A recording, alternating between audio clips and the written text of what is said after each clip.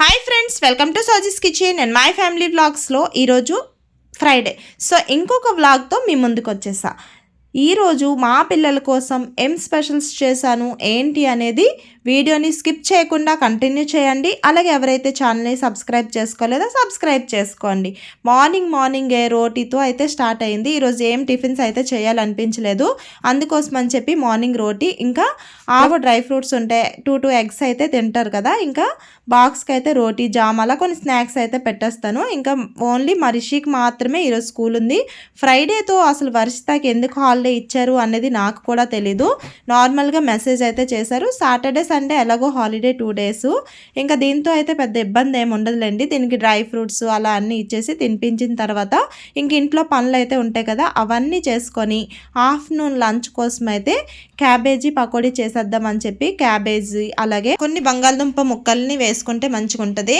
ఇంకా తర్వాత కొన్ని పచ్చిమిర్చి అలాగే టేస్ట్కి తగినంత సాల్ట్ అలాగే కొన్ని పల్లీలు, కొంచెం 1 కప్పు వరకు శనగపిండి, 1/2 కప్పు వరకు వరిపిండిని యాడ్ చేసుకోవాలి. అలాగే 1 టేబుల్ స్పూన్ వాము, 1 టేబుల్ స్పూన్ జీలకర్ర, 1 టేబుల్ స్పూన్ పసుపు, 1 టేబుల్ స్పూన్ జీలకర్ర పొడి, 1 టేబుల్ స్పూన్ ధనియాల పొడి, కొంచెం కరివేపాకుని యాడ్ చేసుకోవాలి. తర్వాత 1 టేబుల్ స్పూన్ వరకు అల్లం వెల్లుల్లి పేస్ట్ యాడ్ చేసుకొని ఒకసారి కలిపిన తర్వాత మళ్ళీ అందులోనే కొత్తిమీరని అలాగే కొంచెం టేస్ట్కి కారం, ఒకవేళ కారం స్కిప్ చేసేస్తే చేసేయచ్చు, లేదు అనుకుంటే వేసుకోవాలి.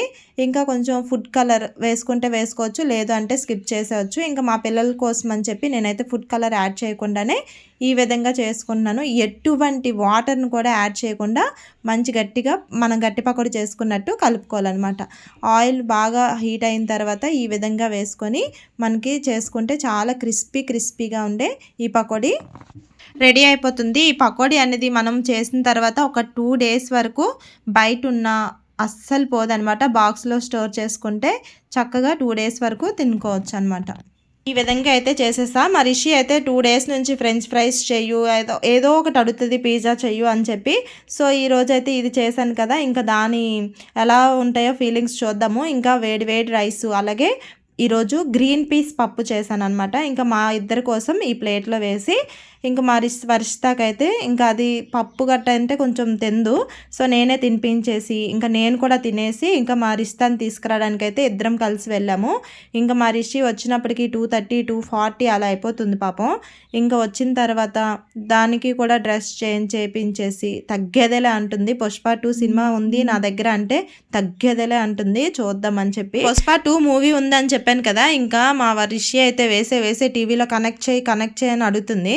సో ఇంకా నైట్ అయితే వేస్తానులే అని చెప్పి ఇంకా దానికి చెప్పిన తర్వాత ఇంకా డైరెక్ట్ రోజు కూడా ఇంట్లోపలికే వస్తుంది. మంచం మీద కూర్చొని ఇప్పితేనే దానికి షూ ఇప్పినట్టు ఉంటుందేమో రోజు. ఇంకా వాళ్ళ డాడీ కూడా అంతే, ఇది కూడా అంతే, ఎప్పుడు అలాగే చేస్తారు. బయట అయితే తీయదు. ఇది మా వర్షి అయితే ఇంకా హాల్లో తీస్తుంది కానీ ఇదైతే ఇంట్లో తీస్తుంది. సో ఫైనల్గా ఇంకా షూ ఇవన్నీ ఇప్పినప్పటికీ ఒక పావు గంట అయితే అయిపోతుంది అనమాట. ఇంక డ్రెస్ చేంజ్ చేసి ఇంకా ట్యూషన్కి కూడా వెళ్ళాలి కదా. ఇంకా ఈరోజు అయితే టైం లేదని చెప్పి ఫాస్ట్గా అన్నం తినిపిస్తున్నాను. రిషి ఏంటది బాగుందా? ఆ చికెన్ పకోడీ కాదు, క్యాబేజీ పకోడీ.